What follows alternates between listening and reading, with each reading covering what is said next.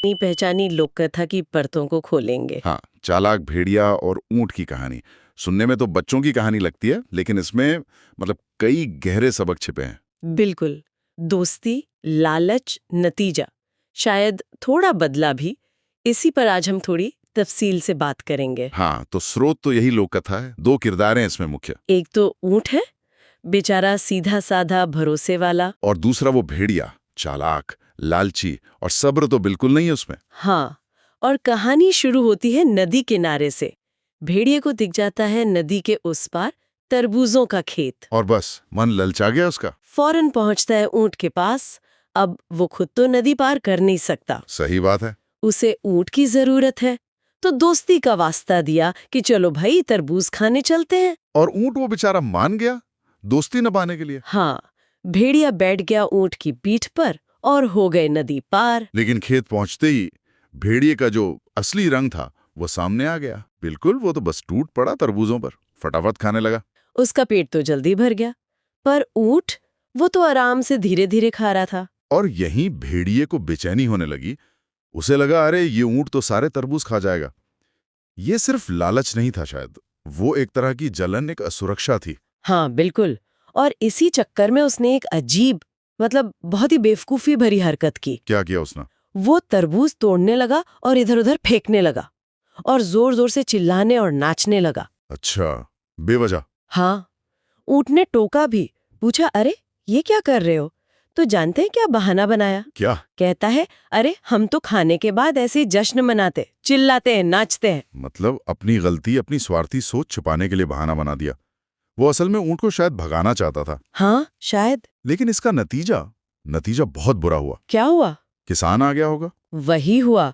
भेड़िए की आवाज सुनकर खेत का मालिक आ गया, हाथ में डंडा लिए। ओह। भेड़िया तो तेज था, वो तो सरपट भाग निकला। और ऊंट ऊंट बेचारा अपनी धीमी चाल के कारण पकड़ा गया और उसकी खूब पिटाई हुई। हाँ, ये तो सीधे सीधे भेड़िए की हरकत का नतीजा था। खामियाजा ऊंट को भुगतना पड़ा। दोस्ती का भरोसा भी टूट गया यहाँ। बिल्कुल। भेड़िए ने न सिर्फ ऊंट का इस्तेमाल किया, बल्कि उसे मुसीबत में फंसाकर खुद भाग गया। बहुत बुरा किया। खैर, पिटाई खाने के बाद जैसे तैसे ऊंट बेचारा लंगड़ाता हुआ नदी किनारे पहुंचा। अब वापसी करनी थी। और भेड़िया वो फिर से आ गया होगा पीठ पर बैठने। हाँ वही, भेड़िया फिर ऊंट की पीठ पर सवार हो गया। शायद सोच रहा हो कि चलो मामला रफा दफा हो गया। लेकिन ऊंट के मन में कुछ और चल रहा था। बिल्कुल। कहानी का असली मोड़ तो अब आया। जैसे ही ऊंट नदी के बीच में पहुंचा, वो पानी में बैठने लगा। अच्छा। भेड़िया घबरा गया, चिल्लाने लगा, अरे भाई ये क्या कर रहे हो, मैं तो डूब जाऊंगा। और ऊंट का जवाब वो सुनने लायक है। हाँ, उसने बड़ी शांति से कहा। क्या कहा? कहा कुछ नहीं भाई, बस हमें खाने के बाद पानी में बैठने की आदत है। हाँ, जैसे को तैसा भेड़िए का ही बहाना उसी पे इस्तेमाल कर लिया। हाँ बिल्कुल, भेड़िए के हथियार से ही भेड़िए परवार। ये दिलचस्प है। ऊंट का ये कदम सोचा समझा था, शांत था।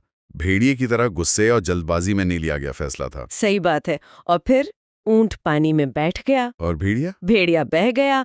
कहानी कहती है कि बड़ी मुश्किल से हांफते कांपते किसी किनारे लगा और उससे अपने किए पर बहुत पछतावा हुआ। तो इस कहानी का सार ऊपरी तौर पर तो यही है कि जैसा बोगे वैसा काटोगे। हाँ, भेड़िए के लालच और धोखे का फल उसे मिल गया। लेकिन अगर थोड़ा और गहरा सोचें तो ये कहानी भरोसे की बात करती है। दोस्ती में भरोसे की क्या अहमियत है। और शायद शोषण की भी, कि कैसे एक दोस्त दूसरे का फायदा उठाता है, और फिर संतुलन की, कि कैसे चीजें बराबर होती हैं। हाँ, पर यहाँ एक सवाल उठता है, क्या ऊंट का बदला लेना सही था या ये बस एक तरह का प्राकृतिक न्याय था? ये सोचने वाली बात है।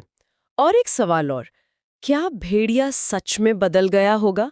मुसीबत में मिला सबक क्या हमेशा याद रहता है या वो बस उस वक्त का पछतावा था? और क्या ऐसी दोस्ती चल सकती है जहां एक इतना सीधा और दूसरा इतना मतलबी हो? सही कहा। ये कुछ सवाल हैं जो ये कहानी हमारे सोचने के लिए छोड़ जाती है।